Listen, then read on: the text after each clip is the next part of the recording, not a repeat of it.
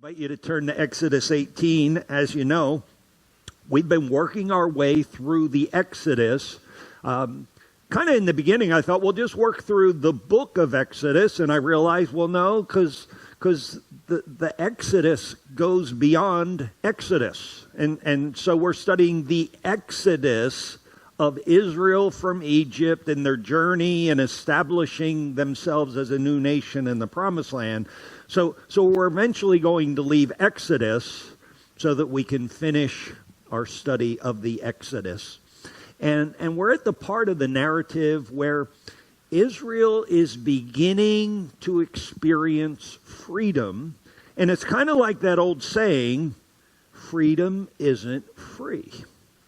God literally had to pry Israel out of Pharaoh's grip using the plagues. And then once Israel was actually free, they had escaped Egypt, the Red Sea was behind them, they had begun to experience the harsh realities of the wilderness where resources are scarce. That's kind of normal in a desert environment. And they have enemies everywhere. Everywhere they go, they're encroaching on someone else's territory.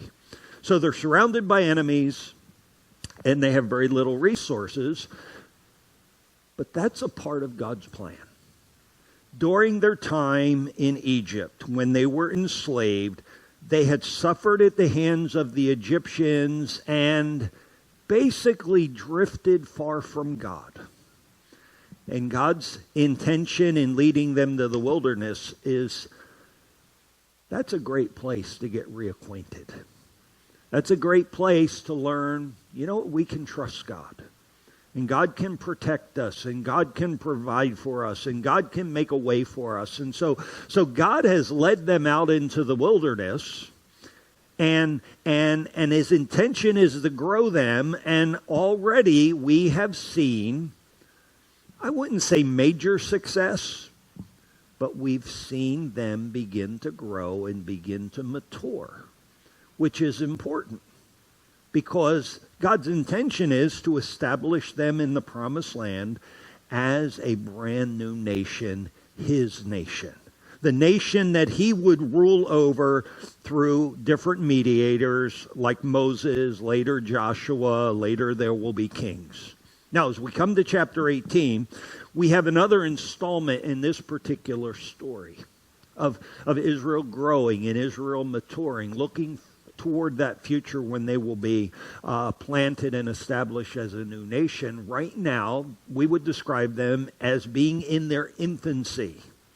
And they have very little understanding and very little insight into what is needed to be a stable, organized, functioning society or culture. They've not been self-governing.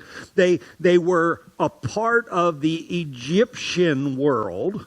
But they didn't control things. They didn't run things. They just were there. Well, now they're going to establish their own. And the problem is, right now, they have no written formal law, and they have no governing system, no governing structure. And yet, that's something they're very much going to need. So in chapter 18, God works in a way to begin to change all of that. And as we work through the text this morning, we're going to learn an important lesson as far as the value of teamwork. So let's get started. The whole thing begins with a family reunion. We read about it in chapter 18, verses 1 to 7. Now Jethro, the priest of Midian and father-in-law of Moses, heard of everything God had done for Moses and for his people Israel, and how the Lord had brought Israel out of Egypt. After Moses had sent away his wife Zipporah, his father-in-law Jethro received her and her two sons. One son was named Gershom, for Moses said, I've become a foreigner in a foreign land. And the other was named Eleazar, for he said, my father's God was my helper. He saved me from the sword of Pharaoh. And Jethro, Moses' father-in-law, together with Moses' sons and wife, came to him in the wilderness, where he was camped near the mountain of God. And Jethro had sent word to him, I, your father-in-law, Jethro, am coming to you with your wife and her two sons. So Moses went out to meet his father-in-law, and they bowed down and kissed one another, and they greeted each other, and then they went into the tent. Now, when we look at this family reunion, the first person we're introduced to is Jethro, and he is described as a priest of Midian. And it's one of those things where it's like, okay, well, what's that all about? Well, let me try to explain as indefinitely as I can. Midian was one of the sons of Abraham. If you remember, Abraham had been promised a son with Sarah, and through that son became Isaac. Through Isaac, God would establish the covenant nation of Israel. After Sarah had died, Abraham had remarried. We can kind of say that. A woman named Keturah, and it's hard to tell, was she a concubine before she became a wife, or was she a concubine and then they just called her a wife? But after Sarah was dead, Abraham had a number of children, I believe 6 children with Keturah. And Midian was one of those children. And so that's where we get this idea of priesthood.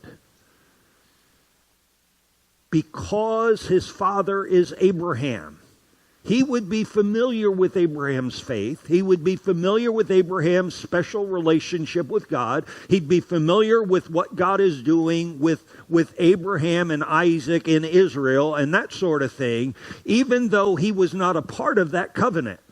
He would be familiar with Jehovah, the God of Israel. And because he's being brought up and his father is Abraham, undoubtedly he was taught the ways of God by his father. And then he goes off and he establishes his own territory. And because he's a son of Abraham, God's blessing rests upon him. So Midian, the person, becomes Midian, the people group. Because that's a part of Abraham's blessing. Your children are going to be like the stars in the sky. You can't count them. And he carries his faith with him. Now, we're going to see it's an imperfect faith. It is quite apparent there's at least 2 indicators. When we get to talking about Zipporah, we're going to see, well, they had a problem with circumcision, and we're going to see that apparently he embraced a multiple understanding of God's, not just the monotheism of Abraham. The Lord our God is one. He embraced multiple gods. But we'll get to that in a second. Anyway, that's how he becomes a priest. Jethro plays an important role in in Moses' life. When Moses fled Egypt, Jethro took him in. Jethro gave his daughter Zipporah to be Moses' wife. When God called Moses at the burning bush and said, I've got a mission for you. I want you to go down to Egypt and represent me and negotiate for Israel's release, Jethro encouraged Moses to obey and to, in fact, go to Egypt. And what we're going to see a little bit later in chapter 18 is at a time when Moses really needed some wise counsel, it was Jethro that God used to give him that counsel. Second person we meet is Zipporah. Zipporah is Jethro's daughter and Moses' wife. And the last time we encountered her was right after the burning bush. God calls Moses to go down to Egypt and deal with Pharaoh to liberate Israel. And so Zipporah, Gershom, Eleazar, and Moses are headed for Egypt. And during the journey, we didn't really develop this when we were back in Exodus chapter 4 because it kind of was an interruption in the narrative. We're going to touch on it now.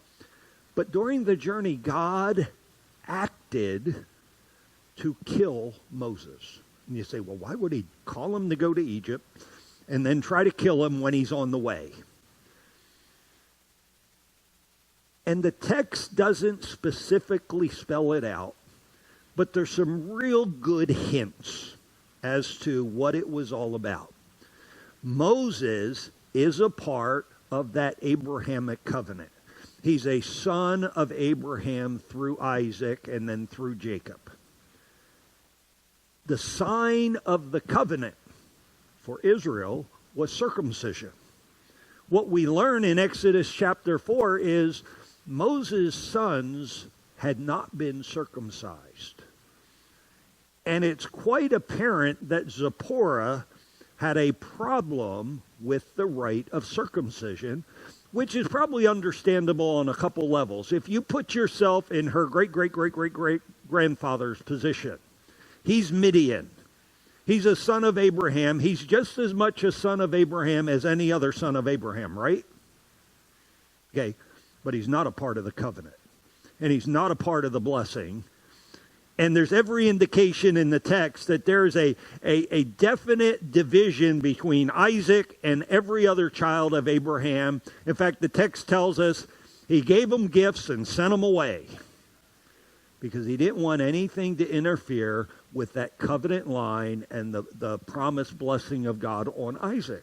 So it'd be very easy for Midian to have a resentment, would it not, towards Isaac and Israel and that whole system that was in place, that whole covenantal relationship. And circumcision was the sign of that covenant. So apparently the Midianites had nothing to do with circumcision. It's obvious in the text that Zipporah didn't want anything to do with circumcision. So Moses' sons aren't circumcised yet. He's going down to represent God. We could say it this way. He's living in direct disobedience to God, yet he's going down as an act of obedience. And that's a contradiction that God's not very patient with. So he tries to kill him.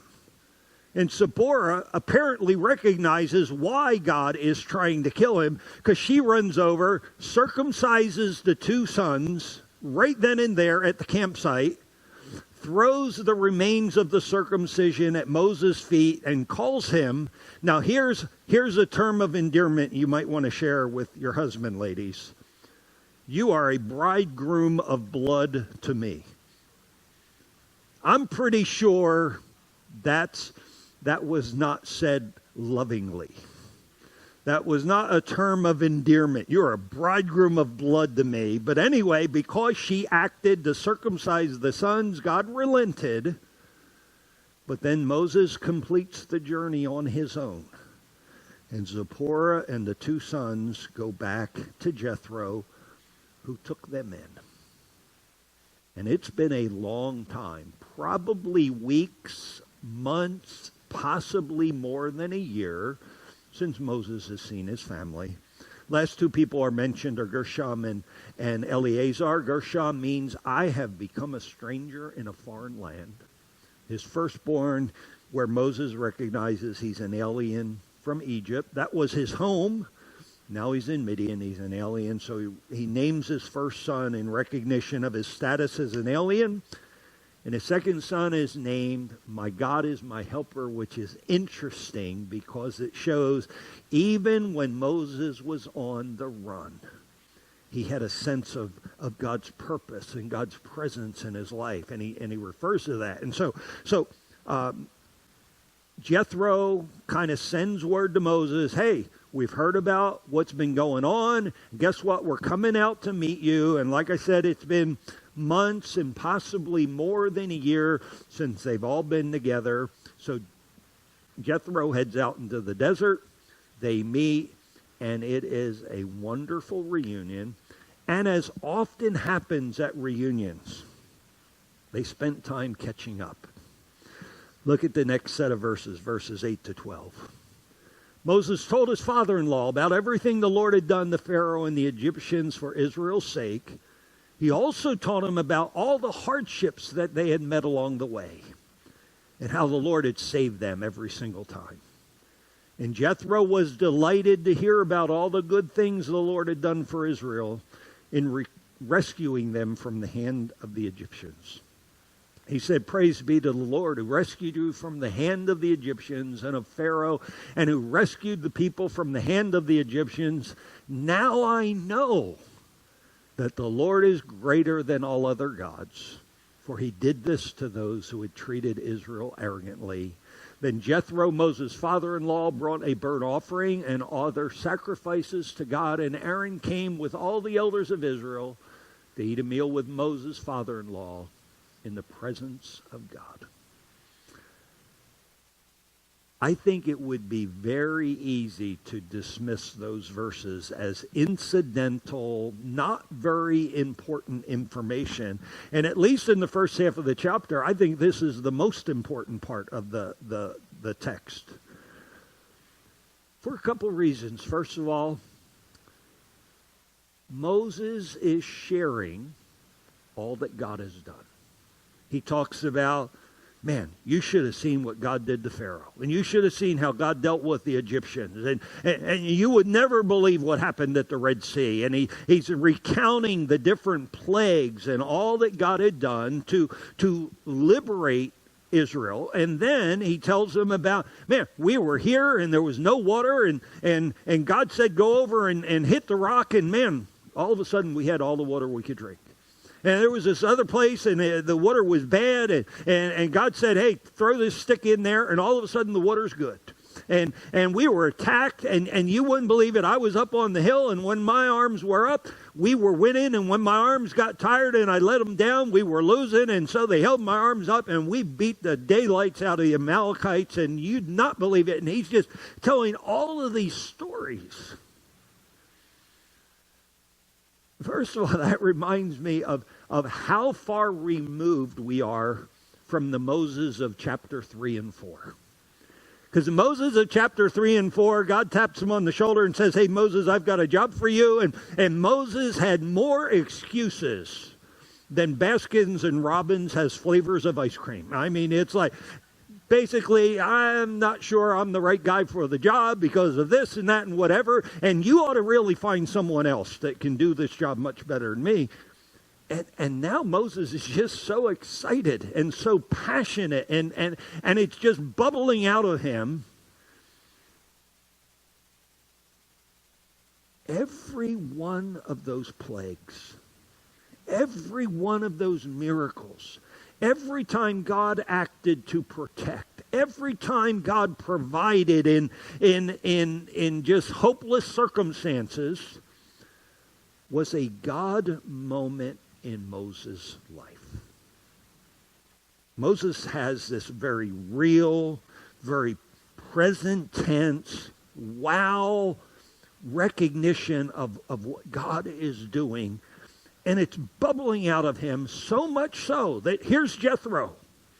Yeah, he's a priest of Midian. The text, I'll live dangerously and go back one. Now I know the Lord is greater than all other gods. What other gods? Do you know any other gods? Would you ever say something like that? No, because we are monotheists. We believe there is one God and only one God, and there are no other gods. But when you're a polytheist, you have a pecking order. And it doesn't necessarily stay the same. It hops around. Who's on top today type thing. And that's why I say he's got an imperfect faith. And apparently there's a problem with circumcision, which is the sign of the covenant between God and Israel. So it's an imperfect faith. What's the best thing that can happen to someone who has an imperfect faith? They can learn and grow and move in a direction where their faith is being matured and perfected, right? Okay. How does something like that happen? Are there any tools that God has at his disposal that he could use to influence people from here's where they are with an imperfect faith to move them towards a more perfect faith? That's where you and I come in. That, in this story, is where Moses comes in. He's just bubbling over. You would not believe what God did here and what God did there and what God did here and what God did there. And so the effect on Jethro is such that, man, I always thought Israel's God was pretty good. he wasn't necessarily the best God, but he was a pretty good God. And again, we wouldn't talk like this. But now I know the Lord is greater than all other gods. And he offers sacrifices to God. Call it what you will. It's spiritual improvement. It's spiritual progress. It's spiritual growth. And I know very few people that the first time they heard the gospel said, well, gee whiz, Stuart, that's a wonderful story. Let me pray with you right now. I don't know many people that do that kind of stuff. I know in my own background, I heard the gospel. I was taken to church.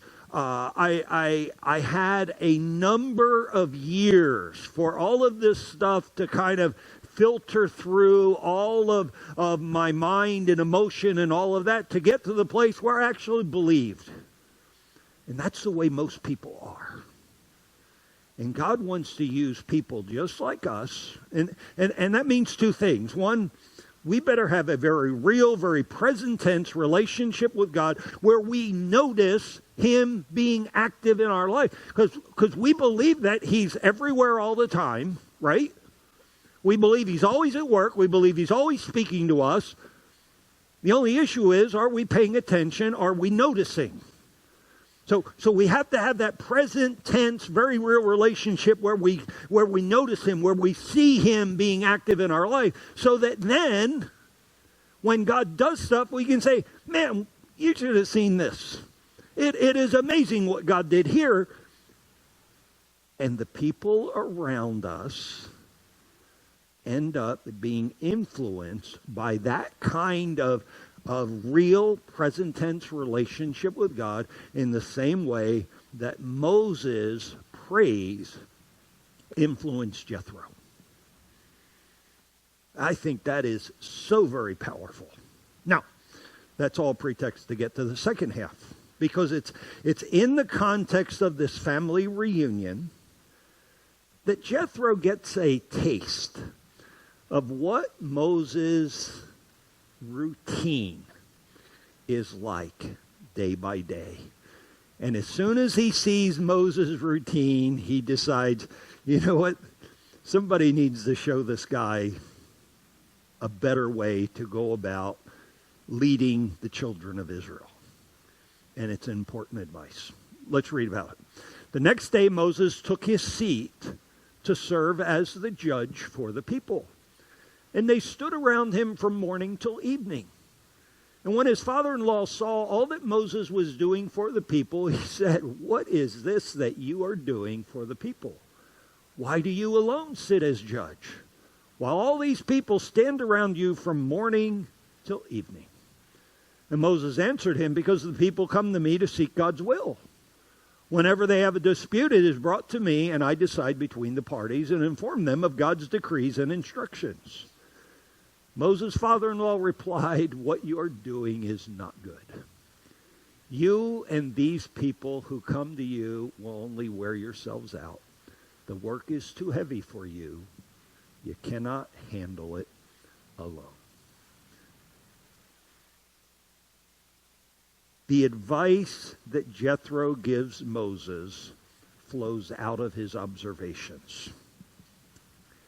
And the first thing he noticed was that Moses was acting alone as a judge. And in his mind, this is a huge problem. And it's a huge problem for a couple reasons. First of all, it consumes every single day in Moses' life and all the people that are coming to him for disputes, which apparently from the text is a pretty good chunk of people. Now, the reason that's true is because at this time, as we've mentioned before, Israel is somewhere between 1.5 to 2 million people. They don't have any written law. They don't have any formal government. Now Modesto isn't 1.5 million people. But imagine what Modesto would be like if there was no law. You can drive any old way you want to drive. Doesn't matter which side of the street you're driving on. Doesn't matter if there's stop signs or traffic lights or any of that kind of stuff. You just drive any way you want to. And you can kind of go about doing anything you want to. So if you have a neighbor that, I don't know. I was watching the news because I was curious about the fire up there, and this wasn't the same fire, but apparently there was a group of 3 guys that were supposed to get evacuated, and they gave the evacuators a hard time because they had to water their marijuana plants. So they got written up for I don't know, resisting evacuation or something like that. So you could all go grow your marijuana or whatever, have a methamphetamine factory in your backyard, and there's no law, so you can do that, and just whatever else you want to do. I want to start a meatpacking factory in my plant, and all the wonderful smells that come with that. I remember when we first moved here down on the south end of town, there was something, I forget what it was caused, but apparently it really stunk. And all the neighbors complained about it. Just imagine. Now, add in how quickly does Israel start complaining and going negative. And you get a sense of, okay, they have no law, they have no system of government, everyone's doing what's right in their own eyes. Just think about how quickly the disputes would arise and how nasty the disputes would come. That means the need is somewhat overwhelming. You read the text, it appears, the picture I get is that the people start lining up in the morning with their disputes. And it's like being at Disney World. You're standing in line for the chance for Moses to weigh in on what the right solution is.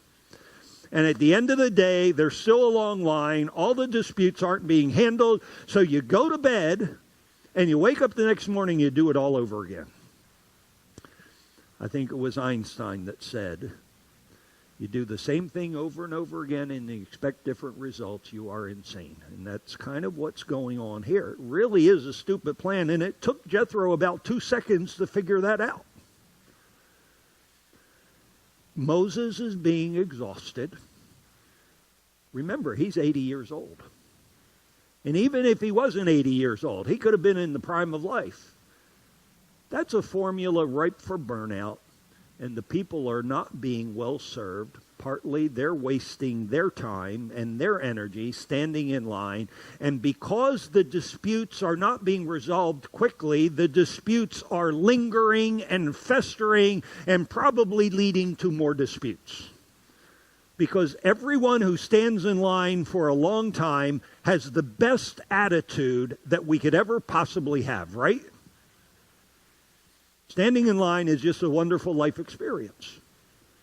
Tempers are short, impatience and frustration is on the rise, and I can imagine half the disputes arose from standing in line a little bit too long. Now, I'm not sure where and how Jethro gained his insight, because the Bible doesn't tell us. I do assume it came from God, because God is the source of all wisdom. But what I do know is it took Jethro about 1 second to figure out this scenario will not work. And he quickly formed an opinion and offered Moses some very important advice. Listen now to me, and I will give you some advice. And may God be with you. You must be the people's representative before God and bring their disputes to him. Teach them his decrees and teach them his instructions and show them the way they are to live and how they are to behave. But select capable men from all the people, men who fear God, men who are trustworthy, men who hate dishonest gain, and appoint them as officials over the thousands, hundreds, fifties, all the way down to divisions of 10. Have them serve as judges for the people at all times. But have them bring every difficult case to you. The simple cases they can decide for themselves. They'll make your load lighter because they will share it with you. And if you do this, and God so commands, you will be able to stand the strain, and all these people will go home satisfied. When we look at Jethro's counsel, there's actually 3 layers. It starts with Moses was to teach the people God's law. Remember, they don't have a formal law yet. Exodus 20, they're at Sinai, and God begins to introduce the law to them at that time. But it's Exodus 20 and beyond, they get the law. We're in Exodus 18, they have no law. And Jethro's point is, Moses, you really need to teach these people how to live and how to behave. And I think the thinking behind that is, when you teach the people how to live and how to behave, in other words, you introduce law and you have a law-based society, many disputes disappear. Now, all of the disputes don't disappear. The United States of America represents a law-based society. But because man has not changed his nature and we are depraved sinners, there are still lawbreakers. But anyone who has respect for law is going to do their best to obey the law. And that's what I mean. Many of the disputes disappear.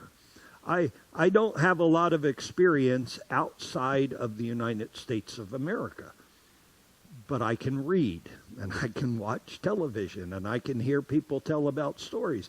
And there are many places in this world. If we just think of the 10 Commandments, things like lying, cheating, and stealing are a way of life. They're common. They're acceptable. If you can get away with it, go for it. What's the problem? It's a way to make it from day to day to day, right? Now you introduce that into a society so that now you have a law and order based society. A lot of the lying, the cheating, and the stealing goes away. Not all of it, but a lot of it goes away. And that's part of Jethro's point. You must teach the people God's will. Teach them how to live. Teach them how they are to behave, because that's going to minimize the number of disputes you have right from the get-go. Step number 2, develop a team of judges, and he gives some criteria. First of all, capable men. So competence. They have to be competent. They have some common sense. They have to have insight and wisdom. They're to be godly men. We're not judging based on any old system. We're judging based on God's will. They have to be trustworthy because they're in a high trust position. And if they are not trustworthy, the people will not abide by the decisions they make, and they need to be honest. Judges are in a position where they can be bribed, and justice can be for sale. They have to be honest. And then there's a system. It seems to start with 10. Have a judge for every 10 people, which seems pretty specific and detailed. I don't know if they ever got that low, but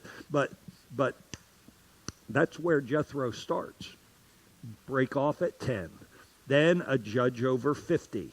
Then another judge over 100. So I'm assuming that this is an incremental type thing where it kind of flows uphill, like our appeals court oversees the court below it and all the way up to the Supreme Court. That seems to be the system that's put in place.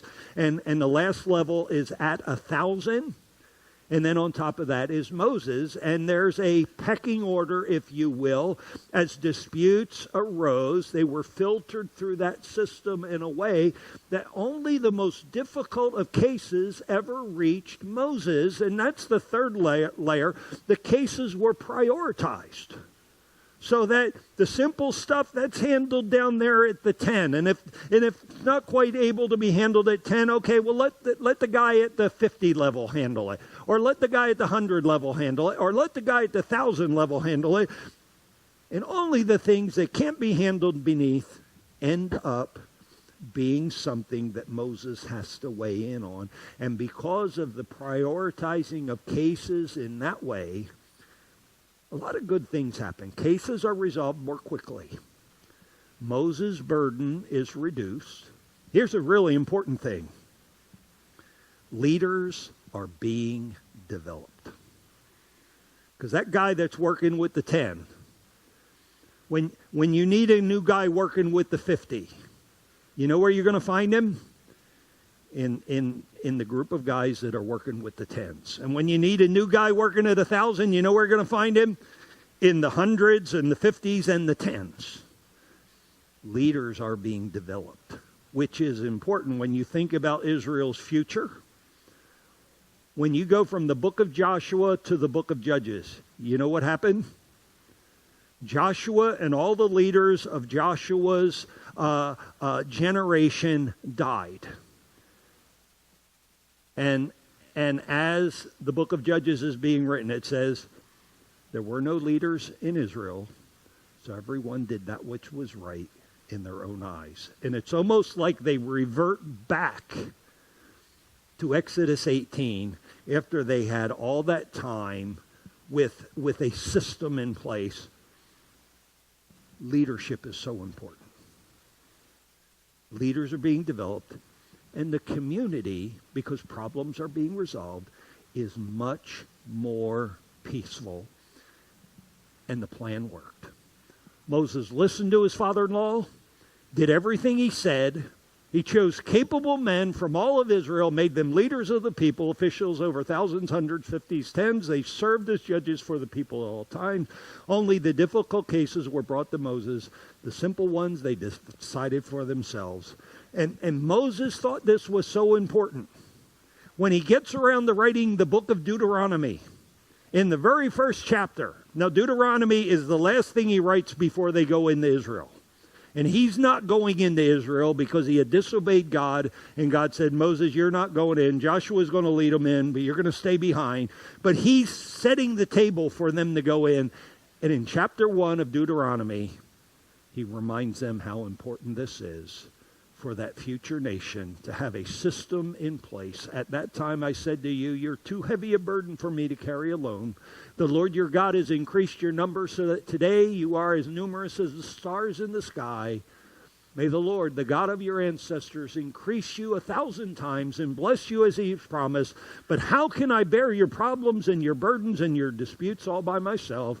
Choose some wise, understanding, and respected men from each of your tribes, and I will set them over you. You answered me, what you propose to do is good. So I took the leading men of your tribes, wise and respected men. I appointed them to have authority over you as commanders of thousands, hundreds, fifties, tens, and as tribe officials. And I charged your judges at that time, hear the disputes between your people and judge fairly. Whether the case is between two Israelites or between an Israelite and a foreigner residing among you, do not show partiality in judging. Hear both small and great alike. Do not be afraid of anyone, for judgment belongs to God. And bring me any case too hard for you, and I will hear it. And at that time I told you everything you were to do. Simple reality is, we're in 18. We get to 20. Israel's soon going to have the law. And as we just read, Moses developed a team, a system to filter the disputes and to govern the people. And so Israel is growing, they're maturing. Now, we said all that because right here there is a great lesson on teamwork. Organizational success often rests in our ability to work together. That's true in a church. That's true in families. That's true in business. That's true in any other organization you can think of. That's true of Little League teams. Teamwork is essential for organizational success. It's one of those old kind of cliche type things, but I still think it merits our understanding because it explains why teamwork is important. Together, everyone accomplishes more. The organization is stronger working as a team than if you just added up all the different components that made it up. You bring all of those components together, and there's a multiplying kind of factor that's involved in teamwork. So with that in mind, I want to close with just a couple questions. Where you look at your life, you look at your world, where can you be more team-oriented? Now, there's a time and a place for individualism. There's a time and place for personal initiative. But the point is, there's also a time and a place for teamwork. So you look at your world. I think many of us are wired towards, in reality, there's a lot of things in life where it's just plain easier to do it yourself, right? And it's like, man, it just gets more messy and complicated to incorporate someone in there. But when you incorporate someone in there, one of the benefits of Jethro's system was leaders are being trained. And if you're doing it yourself, and nobody is benefiting from your experience and your example. So where can you be more team-oriented to bring people into your world, not to do what you should be doing, but to learn from you so that they can grow. And all of a sudden, they bring in their understanding and their insight and their experience into your world. You benefit from them, and they benefit from you. Where can you be more team-oriented? Second question. As a member of a team, and we are a member of a team. If you have a family, you're a member of a team. If you're a part of this church, you're a member of a team. There's teams all around us. And when you think of team, one of the things you have to understand is, okay, this is my role. Let me give you a hint where I'm going. Your role is not to look over the shoulder and make sure all the other people are doing their role. Because if you're doing that, you know what you're not doing? Your role. What's your role? Do you understand it? God has given you passions. God has given you gifts. God has made you who you are and designed you with a role in mind. Do you understand your role in the context of this team? Then secondly, do you understand the role of those who are around you? And have you figured out now how to work interdependently? I'm kind of out of time, but I really want to tell you the story about Mick Zander. Mick Zander, if you gave him a quiz, 2 + 2 equals, and you ask the same question 5 times. So the quiz is 5 questions, and every question is 2 + 2 equals. Not only would he not get any of them right, he'd probably give you 5 different answers. We'll just call Mick mathematically challenged. But Mick was old school. And he was a husband, and he thought his job was, well, I'm supposed to manage the family's finances because I'm a man. Let's just say they had problems, and they asked me to come in and help them figure it out. I was very Jethro-like. It took me about 2 seconds to figure out what the problem was. Mick is married to, I'm not sure if it's a registered nurse or a licensed, the highest level of nurse. Highly competent. Has to work with real precision pretty much all the time. But she was a woman. And men are supposed to manage the family finances, in Mick's mind. And Mick and his wife Dee loved baseball. And that's back in the days when Mike Schmidt and Steve Carlton were Phillies. Anybody remember those guys besides me? Okay, so they like baseball and they're Phillies fans. So I said, hey, Mick, I've got a great idea. We've got Mike Schmidt playing third base. We have Steve Carlton pitching, but we've got a real problem because he only gets to pitch like once every 4 or 5 games. So here's my idea. We're going to put Steve Carlton at shortstop. And that way he gets to play every game. And he's there like, what are you thinking? That would be stupid. We've got a good shortstop, Larry Boa. We're not moving Steve Carlton, the pitcher, or from pitcher to short. That'd be stupid. I said, You're exactly right. And you know what's stupid? You trying to manage the finances. Because you don't know what you're doing. He was I don't even know, he was like Chris, a cabinet maker, a craftsman, a carpenter. I don't know what the word is, but he was really good. I mean, he was a craftsman. He just couldn't add 2 and 2 equals 4. And I said, a good coach recognizes where each player best can contribute to the team and make sure they're in the correct position so they can make the most contribution. And he agreed. And so she started doing the books and problems were solved. Do you understand your role? Do you understand the role of those around you? And if you learn to benefit from their gifts just as they benefit from yours, are you living up to your roles? Are you doing the best you can in your role? And because life is hard, are you an encourager when those around you are struggling? Or do you come over and kick them when they're down? Because I can tell you what, if you want to have better performance, kicking them when they're down is probably not the way to go about it. You may want to encourage them. Lift them up, help them up, so they can contribute once again. I want to close with a picture of how God describes the church. There should be no division. Every part should be as concerned about every other part as they are about themselves. Now, if we just did that in the Church of Jesus Christ, the world would be a different place. But we don't. You know what's at the root of every division that's ever existed in the history of mankind? I'm preaching now.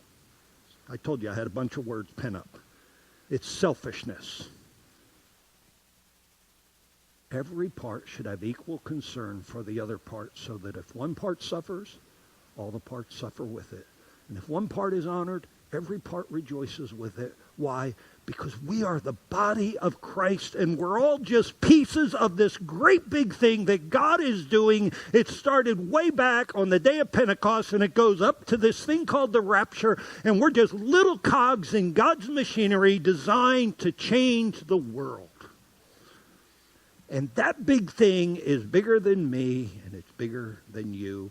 It's bigger than Prescott. It's as big as God.